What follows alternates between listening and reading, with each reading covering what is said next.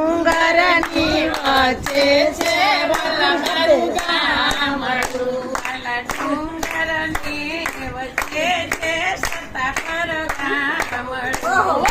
ડુંગરની વચ્ચે છે સતાપર ગામડું. મારા સતાપર નાના શરણના નામ જો.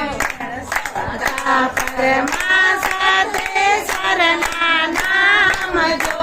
મારા સતાપરમાં સતેશ્વરના નામ જો.